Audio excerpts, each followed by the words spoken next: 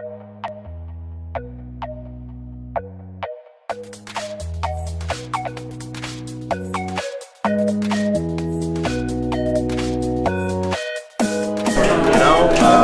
can't really do something if I don't believe in it.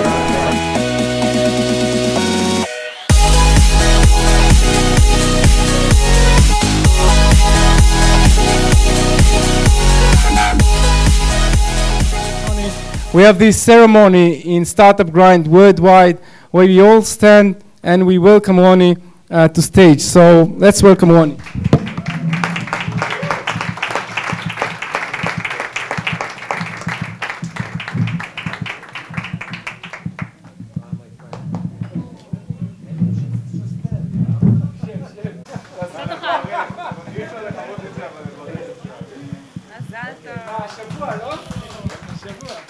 Is it working? Yeah. So, guys, what a surprise! What a surprise! I really, really, want to thank you for remembering my birthday, and it's a great surprise. Thank you very much. I'm getting older in 1 year. There is a good thing to that. There is a bad thing to that. But let's concentrate on the good things. I'm becoming more wiser. I have more experience. I see things in a different light. So everything is positive. So thank you very much. Exactly, on the good things. Okay, Rony, welcome. Sharing is caring. So we'll have to share the microphone. Thank you for having me tonight. Just before we start the real questions, how was your day today? Maybe you can describe how does a standard day of Rony Zarom looks like? Well, it starts quite early. I usually wake up at 5:30, 6 o'clock. I have 4 amazing kids. I obviously, have to take care of them during the morning time. Usually my role in the family is to make them ready for school. So So I actually wake them up, I dress them, I make some food for them, prepare their sandwiches, and then, take them to school. That's the morning routine. After that, I have meetings in the office. Usually I have quite a lot of meetings because I have a few organizations that I have to attend. Aspen, some startups like Chatway, Neuro, Cybernet, obviously an amazing organization that all of you know about, which is Unistream. And I want to thank Aline from Sakhnin for amazing presentation. Please, clap your hands for her. She's only studying the, in high school, and it's really amazing to see somebody at that age that is capable of presenting in such a quality. So thank you very much for Trifu and Aline. So that's more or less my day. It's a boring day. No, it's really exciting. A lot of things happening during the day. That's what happened, during this day, and that's it. We really interesting in Startup Grind to hear about the personal issue, personal stuff about the people we interview. So it would help if you could describe a little bit about your childhood. Where did you born, and all of that?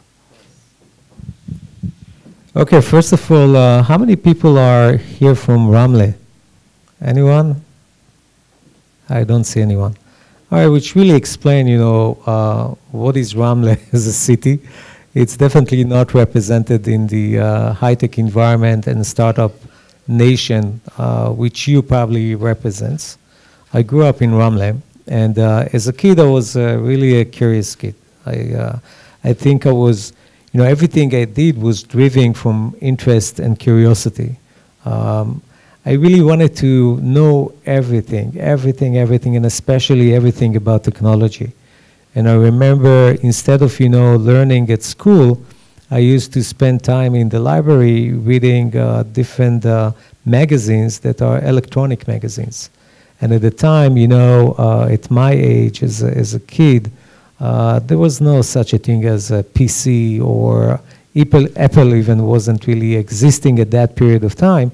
But but we had TV, and I remember that for me it was really fascinating to see the TV working, and it was really a huge question for me. How does it work? You see people on the screen. I'm talking about at age 5, 6. How does it work? And I think most of the kids in my age were really concentrating on soccer and things like that. But for me, it was, the technology side, the science was hunting me. I remember that one time I stumbled upon a book, The History of Science, and then I read about these amazing discoveries by amazing people like Faraday, like Madame Curie, Hertz, and all of a sudden the whole idea of many of the questions that I had open were become clear to me, and it was such a satisfaction to get some answers. So as a kid, you can call it a nerd or whatever, but I was really drawn to technology and science. But that really was let's say the bad part of that is because of me really focusing on technology and science, I didn't learn anything at school. So that was bad enough. But at high school, actually, I decided to work to find a job, a summer job. Couldn't find something in Ramle. Obviously, the opportunities there were quite limited. So I decided to really go and try to look for a job elsewhere. And I found a job as a salesperson in Ramat Gan, selling books from door to door. I remember that was the first time during the high school time, at age 17, that I realized that there is a huge world outside of Ramle that is full of opportunities. It's weird for me not having a microphone in my hand. I can't jump in.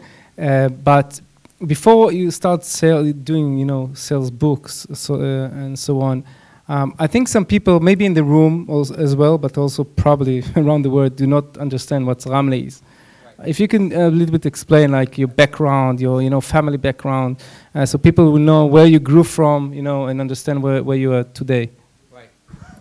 So Ramle, at least at the time, today is a little bit different. At the time, Ramle was really under privileged community. It was undeveloped in every area.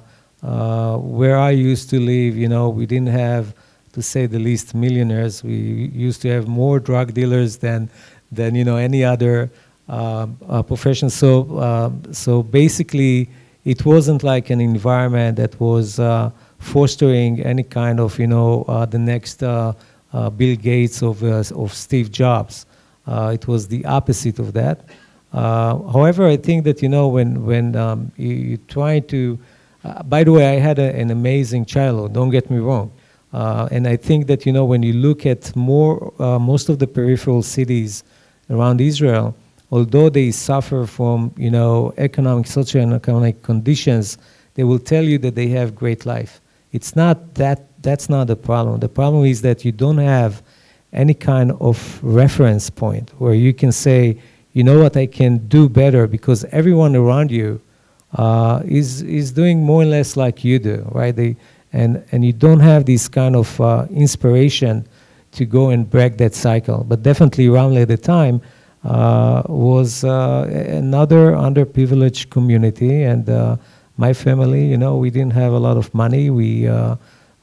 And again, for me, this is not what I remember. What I remember is not the lack of money. I remember is the amazing inner, I would say, drive to really discover new things, and that was really what pushing me forward. So, family of 7 sisters and brothers, and you were the youngest one. Right. And in the age of 15 or 16, you decided to start working and help the family and help your mom, right? And that was the story of where you went to Ramat Gan. And Ramat Gan was like the big city for you, right?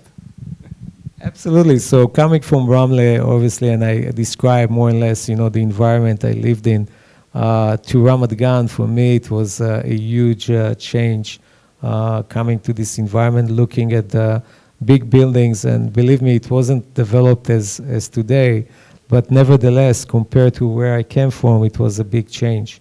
But I think the most fascinating thing is really meeting the business people that more concerned. They were not concerned about me coming from Ireland.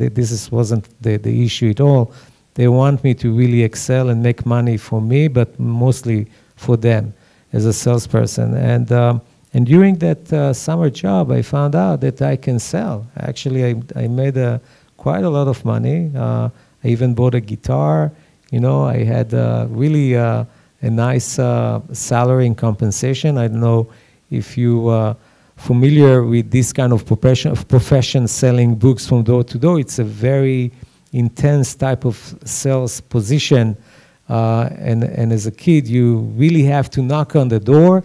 When they open, you have to find a pitch that will let you enter the room, you know. And it wasn't easy, but apparently I was good in that. And a year after, I decided to really open my own company.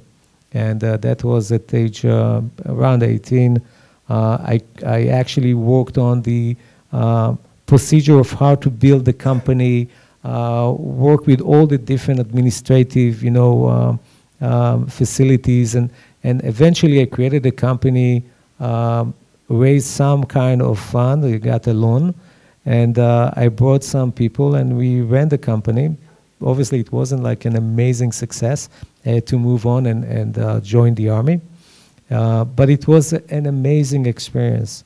I think during that time, I felt that everything is possible. That, you know, the world is filled with opportunities and it's up to you to grab them. And you have to really, you know, do something. Don't stay passive. Don't just look at the opportunity passing by. You know, grab them, okay? So for me, it was, although it wasn't like an amazing financial success, it was a huge learning experience, and definitely affected me in the future also. Basically, I formed Unistream as a result, but we'll get to that later on. So I guess because you wasn't too interested in soccer and playing around, in the neighborhood with all your friends, and you went to the library and you read a lot, you probably was a very good child, in school, and you graduated with great accomplishments and so on. Am I correct? Like a great bagrut, what we call? So no, you're not correct. Actually, as I said before, I was really driven by interests, and for me, science and technology was everything. So I spent most of the time reading about science and technology. I remember the Young Electrician magazine. I don't know if you ever, looked at that, but that was something that was really drawing me. And in school, I performed very bad because I really excelled in those, professions that were really easy for me to excel, like, electricity and electronics, but in the rest, I didn't even show up. So, for instance, history, Bible, and all the others, unfortunately, I decided not to really even attend the classes. But as a result, I didn't even finish, Bagrut, which is equivalent to SAT. Those who don't really are familiar with the term Bagrut. But later on, I really completed the Bagrut, and in the universities, it's a different story, but I let Ram to lead me to the next part. So let's just go quickly through the army stage, like a little bit of what you did there, if there was any influence of what you did in the army, like for your later career, and jump to the, you know, like where did you go to study and why did you go abroad? So for me, the army, before I joined the army, I had two options, either to go in a more professional, you know, path, or to choose a more combat type of unit. And I decided to go into a combat type of units. I actually joined the paratroopers. I've been there until I became an officer. I stayed in the Academy of Officers for a certain period of time. And then an opportunity came up. Duvdevani, that was the brigade leader, commander of Givati. It's a newly formed new division in brigade, new brigade in the army. Asked me to join and build with him the first a new brigade at about 83, something like that. I was really happy to jump on that. I felt that, you know, building something new, the creation itself, it's incredible. And joined a group, smart group of people that were the first one to really build, you know, the Givati. By now, you're all familiar with you know, the name Givati. But we actually based Givati on one of the best units there, Shaked, Sayeret Shaked, elite unit in the army. And that was actually my first time where I had to really feel like a management position, because you start from nothing, or maybe entrepreneur. You start from nothing, and you have to improvise everything, because the army doesn't really provide you with everything you need.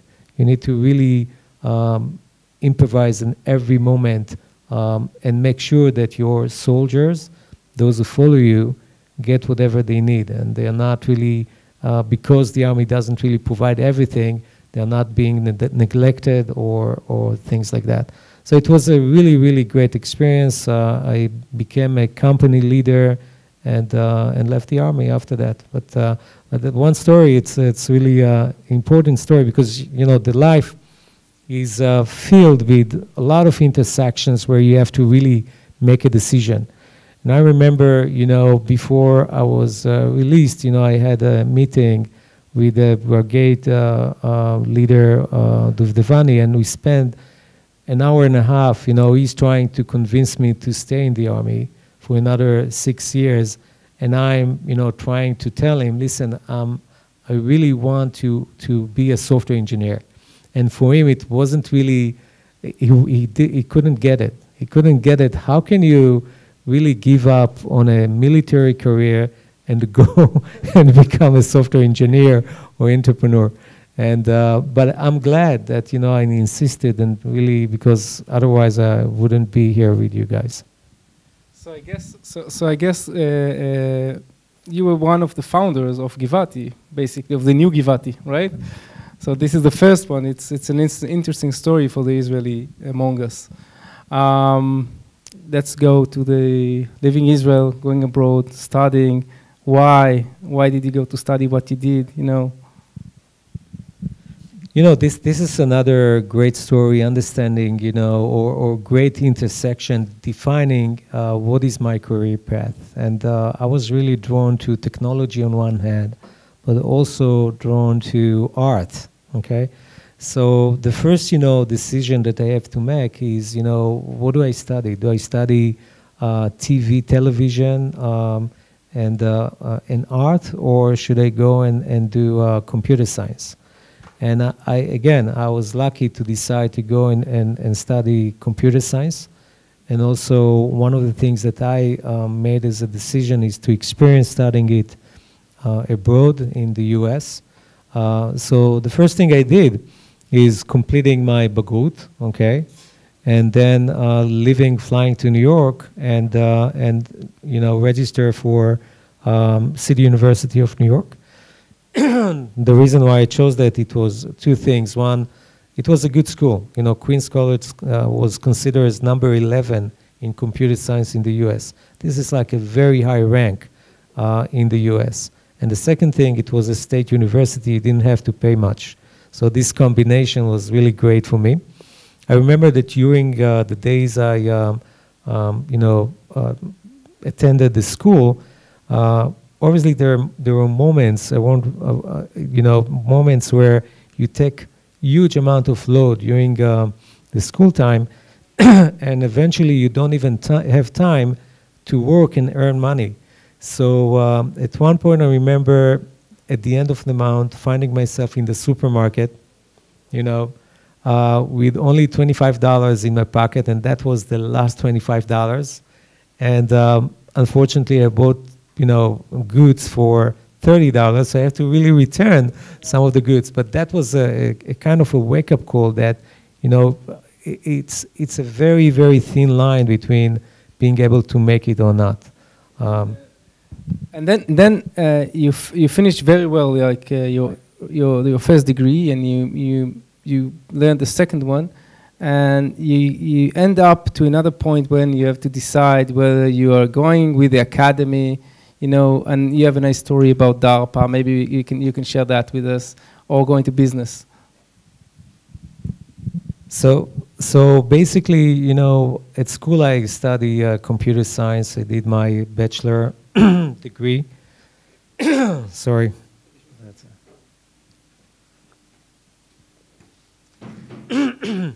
So I did my bachelor degree, and in a sense, one of the point where I had to make a decision, should I continue and do my master's degree or not, I decided to continue, did my master's degree, and during that time, I actually applied for a job and found a job at the Neuroscience Institute in New York. It's a very reputable neuroscience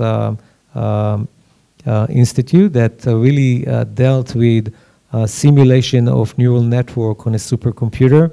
What we were trying to do is to really do reverse engineering of the brain and simulate that on a large computer. At that time, it was the N-Cube with 1,024 CPUs running in parallel.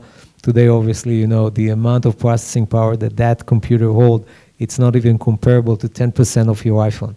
But at the time, it was really, really impactable and very, very strong processing unit. And then I, during my master's degree, by the way, I as opposed to being in a high school, university was totally different. There I was on a dean list and was excelling, had really, really great grades on the way to doing my PhD. Actually, my master's thesis was also in the field of neuroscience. I did, in my master's thesis, I used genetic algorithm to evolve neural network and construct a neural network. It was really a challenging thing, very new, right? And it was amazing to see the impact or the results that we had on the school itself, because I was one of the first one who actually finished the master's thesis in the last 10 years, and I was really, really proud of that. But at one point, when I was done and I was about to really start my PhD, I had a conversation again with my wife, and we said, listen, we have two options here. And we said, our life is filled with decision points, that you make those points. We have two options here. One is to continue and do my PhD, and I really like, as I said before, science, and for me to be a researcher, it was an amazing option. Or should I go and make some money? And I remember my wife's reaction. She said, listen, why don't you make the first million and go back to PhD? And I said, fine, let's do that. And immediately after I actually concluded my academic career as a graduate of a master's degree, I decided to go back to Israel. Just before going back to Israel, you had this very interesting challenge with DARPA. And I think what people don't know about you, and it's an interesting story, that you were also one of the people, maybe you can describe that better than me, but investigating and researching the internet. Yeah, one of the things that, you know, I got a scholarship from DARPA during the school time. You know, I had good grades, and they wanted people to really go and be part of investigating, as you said, different things, and I was, you know, part of the team. I really like being involved in research in general, and I had fun time with the group there. And I remember that when I graduated my master's degree, I already thought about, you know, what's going to be the next startup. And indeed, basically, that's what happened, you know. So immediately after, you know, I graduated, I sat in a pub speaking to my friend. I said, you know what? You know, it would be amazing if we had the ability, and remember at that time, you know, internet was not even a substantial, you know, infrastructure. It was really, really just starting, right? Yeah. So, so in general, you know, I said to myself, what if we can actually move voice and faxes over the internet? And indeed, that actually led to the first startup I had, and we'll talk about it later on. No, yeah, you should, yeah. So, so basically, you know, I returned to Israel. I was looking for a job. And again, you know, I got a lot of, you know, offers from different companies. You know, and I had two choices. One is to really go and continue as a developer, right, as a software engineer. And the other thing, and the other option would be to be an entrepreneur in residence. And again, I made the right decision at that time. You know, in hindsight, I made the right decision, and that's to join Elronet as an entrepreneur in residence in creating the first commercial internet service provider, and that was in 2004. 1994. 1994. I don't know if you probably, many of you are young, too young to even relate to that. But that was the beginning of the commercial use of internet. Actually, 1990 was the beginning. 1994 was, you know, not a lot of even countries were connected to the backbone of the US, you know, backbone. So, so yes, I decided to take this role and to, with amazing people like Uzziah Galil, Avraham Peled, and others, build the first internet service provider in Israel. I remember the excitement when we got the license from the government to be a commercial internet service provider, first one in Israel.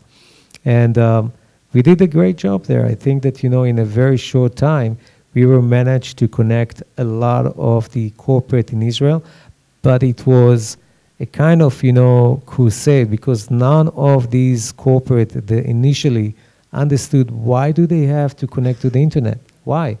And so we approached those companies that had other branches around the world, and we say, yeah, let's connect you to the other branches. So the understanding of why would I need internet at, you know, 1994 wasn't there. You know, people didn't get it initially, but it was, the change was so rapid that after the whole market changed. So the internet was a good example to a transformation that happened, you know, worldwide. And once it happened, there are so many other ripple effects that happened with it. Should I continue? No, I think let's jump to the, so yes, it was also one of the, part of the founding team of the internet, commercial internet in Israel. So it's another, you know, milestone in your career and basically in our life as well. I want to jump to Exalink, and you joining Comverse, and how much time did that take until they bought you, and why did they buy you, you know, and the circumstances for them buying you. It's interesting for all entrepreneurs, I think, around the room, although it's like maybe like 20 years ago. Yes, but still things don't change, you know, even in that perspective. You know, I remember, just so to have a continuation, I've been an entrepreneur in residence in Elronet. Later on, it became Netvision, merged with Netvision, and became Netvision. I also created another, as I said, this startup that we talked about, and it went public in Israel. But then I decided to have another startup, and it started with a great story. I think it's relevant to many of the entrepreneurs here. I started with an idea, right? The idea was basically allow people that watch their amazing TV program to record it on the cloud, okay?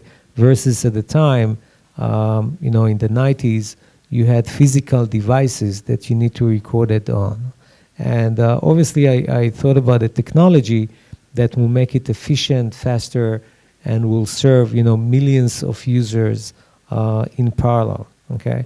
And I said, okay, it's a good idea. I actually, you know, approached that with Elon Tirosh, you know, and he said, fine, you know, I'm willing even to invest like $50,000 in that. But I said, you know, before we do that, let me just go and join, you know, and visit one of the conventions. And there I am in that convention looking around, and I see a lot of technologies in that field, and I don't see, you know, how can I really overcome the advancement that exists today. I was very depressed. I went up to my room at the hotel. I said, oh my God, you know, I left the company, left a lot of options behind me, come to this amazing conference, and my dream is collapsing. It's really collapsing. But then, you know, I came with another idea. I said, look at your phone, you know. Why don't we really connect the phone to the internet and let people, you know, watch the content from the internet on the phone? And obviously, once, you know, it clicked, it was very clear to me that that's the future. So that sounds like a very interesting idea. But back at the time, you know, bringing the video content to the phones, we didn't have smartphones at that time. Did you try to raise money back then? Did you succeed with that? One of the challenging things was to really convince, you know, the VCs that this is the future. You know, you bring a phone, you know, it has a very small screen, very small form factor, black and white, 3 text lines, you know, and they look at you and they say, wow, it's a good idea, but that's going to happen, you know, many years from now. Look at the phones. Who is going to change that? And you have to really convince them that it's not going to happen too far in the future. And by the way, the phone is going to change. It's going to be colorful. It's going to have a better screen resolution. It's going to have content from the internet, and we're going to be enabling that. And the reason why I was sure about it is because there was already trend happening. It wasn't just me that thought about it. There was already a company that creating an infrastructure for connecting phones to the internet. So I was not the inventor, okay? And there was a precedence before me. But what I actually offered is a different way of doing that. How many no did you get for this idea? We got a lot of no's, you know, and we got a lot of no's. Eventually, you know, we got a Sharper Group, which is a group of angels that decided to invest because they view the future, they had the same vision as us. But, you know, we were in every company. We talked to Sequoia, we talked to any VC, big VC in Israel. We were meeting with them, and the answer was no. Okay, that's too far in the future. And I remember after the exit, you know, I met with Benny Hanigel, that was the CEO of Sequoia in Israel, and he said, how come, you know, I didn't see that, you know? And so that shows you that sometimes, you know, VCs don't understand the trends as much as you. And you can definitely add another aspect to their knowledge that is missing. Okay, so don't be discouraged by amazing VCs who are saying, no, that's not going to happen, because sometimes they don't know better than you. Going forward, you sold the company to Comverse for about $550 million. At that time, also today, that's a lot of money. Yeah, and let's speak of what you're doing today. A little bit about Decima VC, which a lot of entrepreneurs probably interesting of what you're investing of, what kind of companies you're looking, you're looking at, what kind of technology, and later we speak about Unistream. All right, so Decima is a kind of organization that I formed mainly to really help entrepreneurs build their dream, and me being a mentor in their life. We actually invest in different startup companies. We give them mentoring. We nurture them. We have patience. We don't act as a VC, a typical VC. We look at the entrepreneur as the asset, the biggest assets in the company, not so much as the product. As I said before, in my experience, product can change, direction can change, but if you have a great entrepreneur behind it, it can make it happen. So we value entrepreneurship and we invest in them. If I move to Unistream, right? We're still there. Okay. What kind of company? So right now we are invested mainly in IT technology, mainly in the cybersecurity, education, and we have also messaging, team, and project management. This is like our concentration. I'm more interested today to look at application of artificial intelligence. I believe that the world is going to be heavily affected by that. We're going to see it affecting us not just in the autonomous vehicles.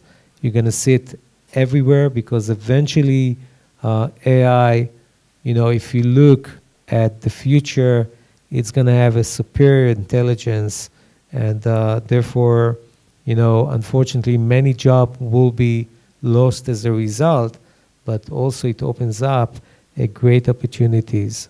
So yes, if you have anything that is related to AI, I would definitely want to hear that.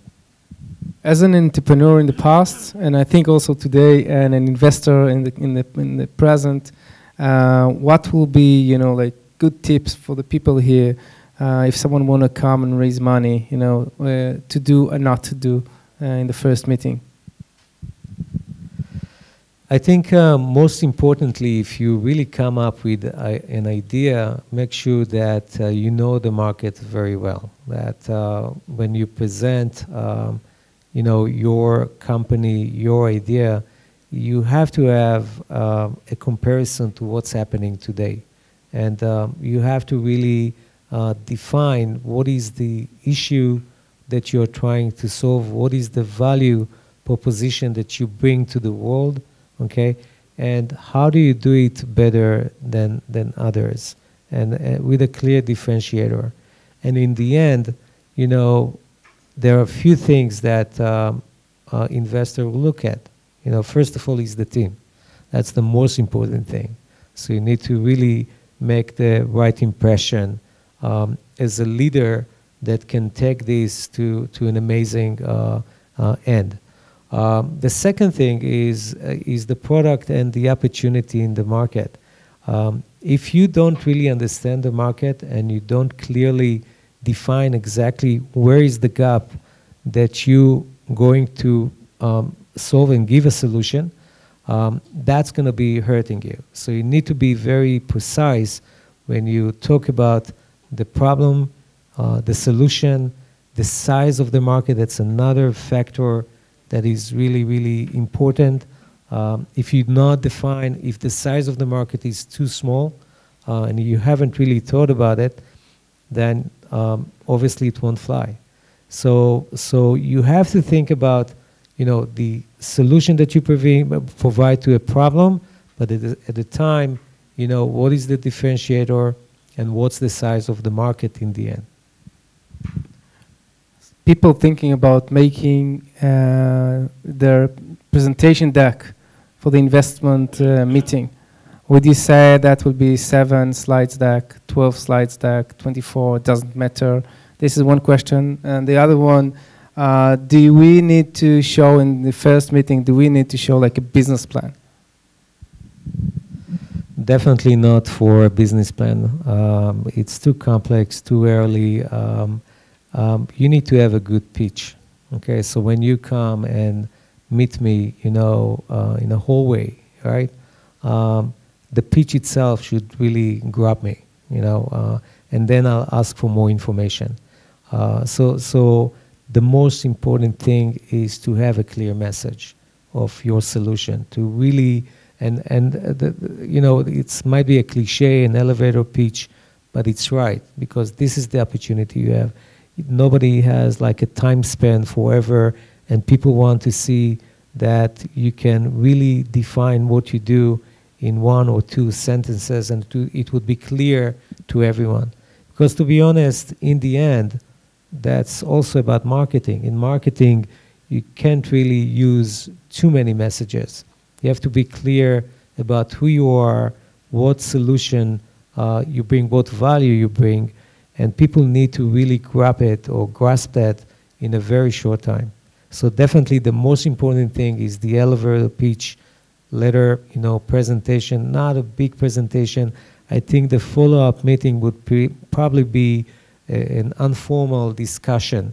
So even a phone call, or you know, a meeting on in a coffee shop, maybe 1 slide, 2 slides, just to show different things, but don't insist to really hold the investor as a hostage and showing all the 25 slides that you have. That's really boring. It's not necessary. These guys are intelligent. They can grasp what you say very quickly. They don't really to spend an hour looking at your presentation. We're going to have a short game now. I'm going to ask you quick 10 questions. You're going to answer yes, no. It's really fun part of the event for me, anyhow. And it's time for you to think of questions. So if you have questions for Rony, just think about them. It should be very, very, very clear, the question, and very fast or short. Okay, get ready. So, co-working spaces, yes or no? Yes. Shout, Ms. Nitina. Yes. Okay, crowdfunding versus VCs. I would go with crowdfunding. Crowdfunding. Single entrepreneur or a team? A team. Team. US versus China? US. US? US, definitely, you know. US. And the reason is for early stage companies, guys, you know, China is very complex.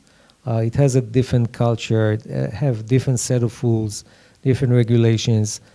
Concentrate on the low-hanging fruits instead of, you know, trying to capture the whole potential immediately. Academy or business sector? I would say business. Ramle or Tel Aviv? Ramle, of course. Wow. Okay. Real estate or technology? Real estate or technology?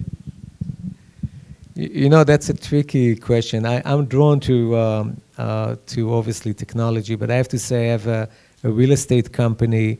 And can I add the story to it, you know? All right, so the real estate company, you know, after you end up with quite a lot of money, you think about how do you diverse your investment.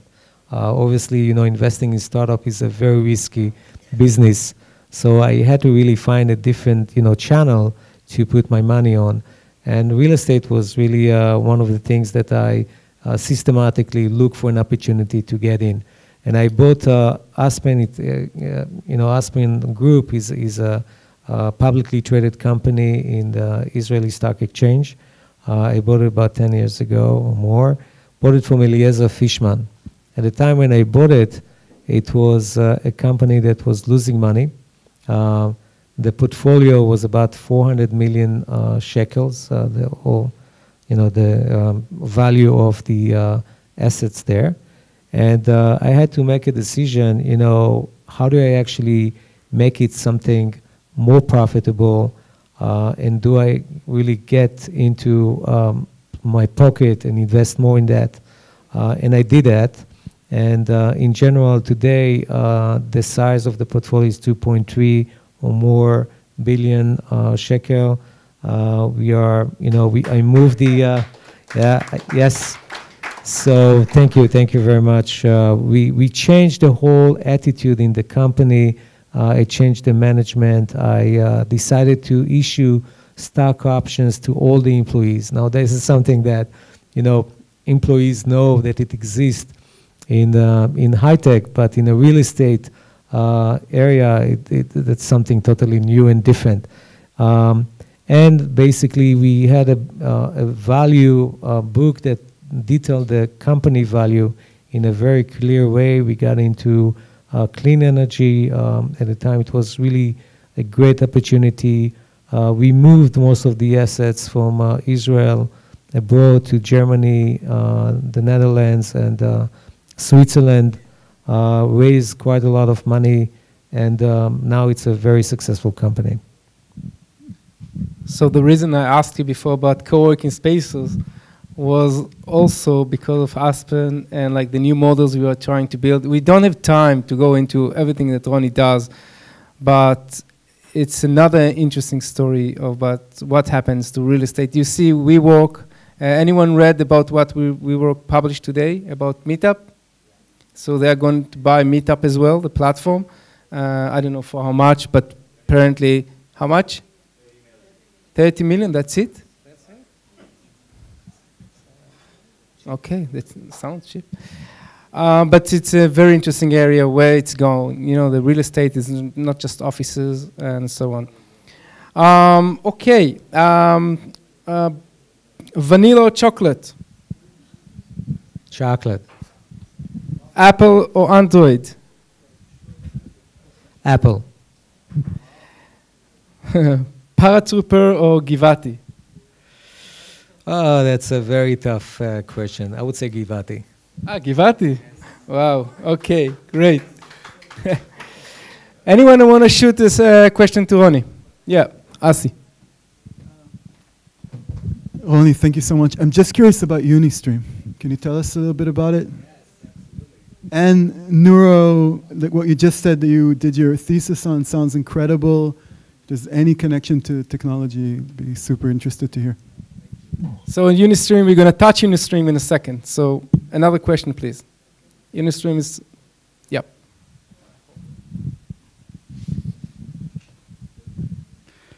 Technology or people?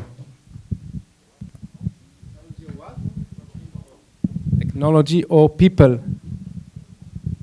Definitely people, although, you know, in the future AI is going to replace people. but meanwhile, people. One more? נגב או גליל?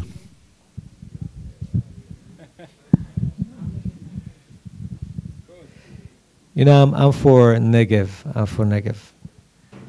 And I think you just published this week, you opened a new branch of Unistream in the Negev, right? Segev Shalom? Exactly. Okay. So yeah, we're going to clap for that. Maybe it's about time. If you have more questions, just, you know, save them. We might have some time later. It's about time to speak about Unistream. So I would say this, like, you know, the most, I would not say interesting, but maybe, you know, it's a lot of influence of the society. And I guess it's not just in Israel. You're thinking of make it larger and somewhere else around the world. So give us, like, you know, about Unistream. So after I actually had a great exit in 2001, I decided it's time to give back to the community. And what I did, I created Unistream about 16 years ago. And the idea was that, you know, I was really fortunate. I lived in Ramle, in an underprivileged community. I had the inner drive that I have to say, I had the inner drive to really shift myself and transform myself to a successful business person, entrepreneur. But when you look at the range of startups and the people who are actually leading those startups, they're all coming from the center.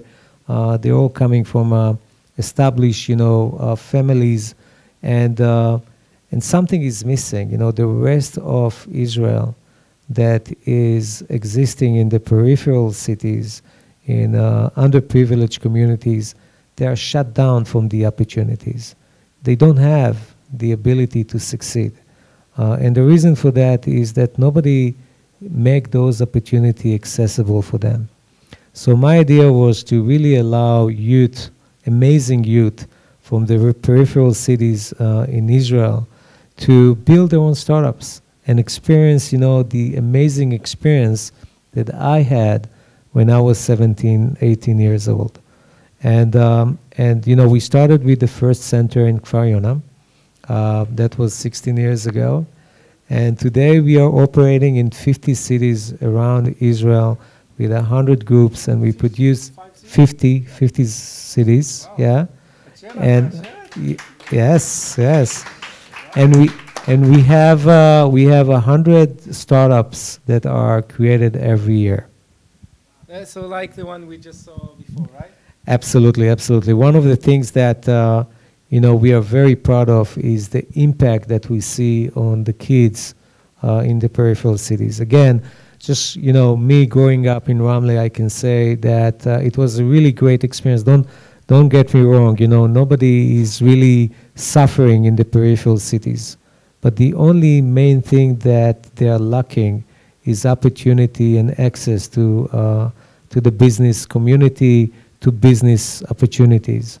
I think that the really unique product that we created is a combination of an amazing curriculum, similar to kind of a junior MBA, and the connection to the business community. And we have about 4,000 and more, by the way, business people, high-rank business people who are involved every day in mentoring the kids from the peripheral cities.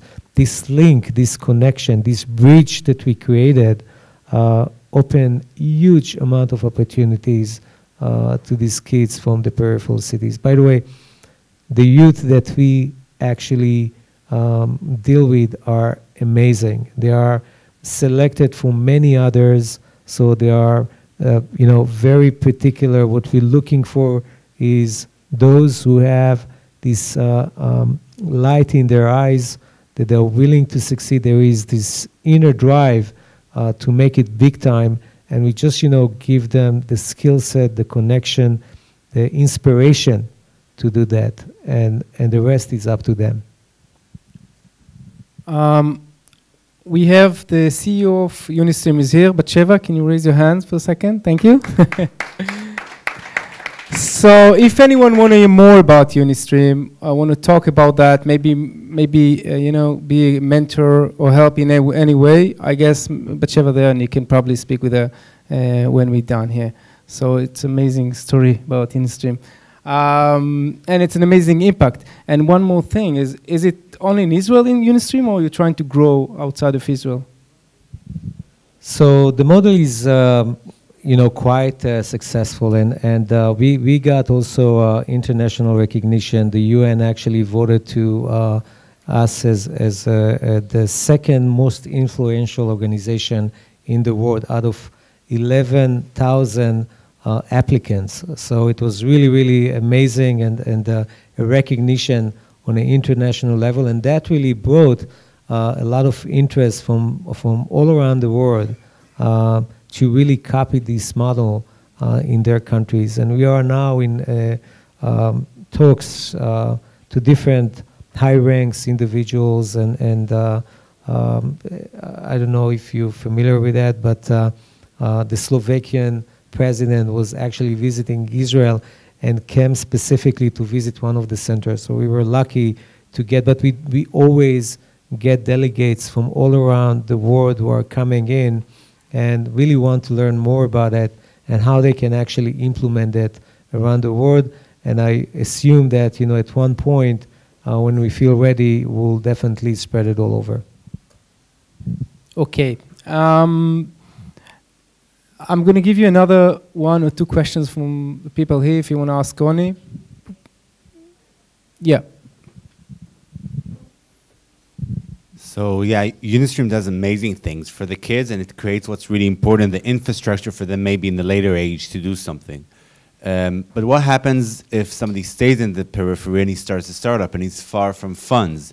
Does Unistream has any plan for programs when the people are after the army and a bit older and more ripe to create a real startup that can be a real multinational company?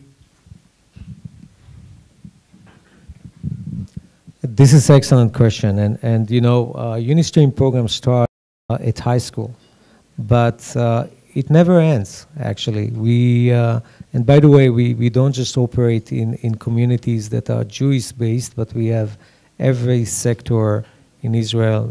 You know, the Druze sector, the Arab sector, and you know, the Hebrew, the Black Hebrews, immigrants, the kids of new immigrants, and so forth. So we are really diverse in you know, our approach. But yes, once you are a Unistreamer, you're going to be Unistreamer forever, and we are not going to let you go. So of course, during the army time or the civil service, we're going to be in touch with. We are in touch with the kids. We also teach them that these experiences should you know, they can use them to leverage their skill set and to really use that as a platform in their resume later on. So it's really important what they do once they are, you know, finishing the basic program. And we follow that, and our goal eventually is to allow those kids who grew and really released from the army, released from civic service, to go to school for the best, you know, schools that we have, either Technion or Tel Aviv University and so forth, and eventually find a really good position in the most influential companies in hope that they will really take this position to influence others. So we want to see a cycle of change. So last question, and that's a question I always ask in Startup Grind event, and I'm kind of, you know, thinking of you. I think like sky's the limit, but the question is, what do you want to do when you grow up? I want to create a new startup, you know. But seriously, really, you know, as I said before, when I concluded my academic career, my master thesis was in really applying genetic algorithm to neural networks. One of my fantasies to go back and allow an open system that take this technology and make it accessible to everyone. So that this is my dream. So back to academy, or maybe you'll complete your PhD. Absolutely. Absolutely. Okay, thank you very much, Rony. Toda.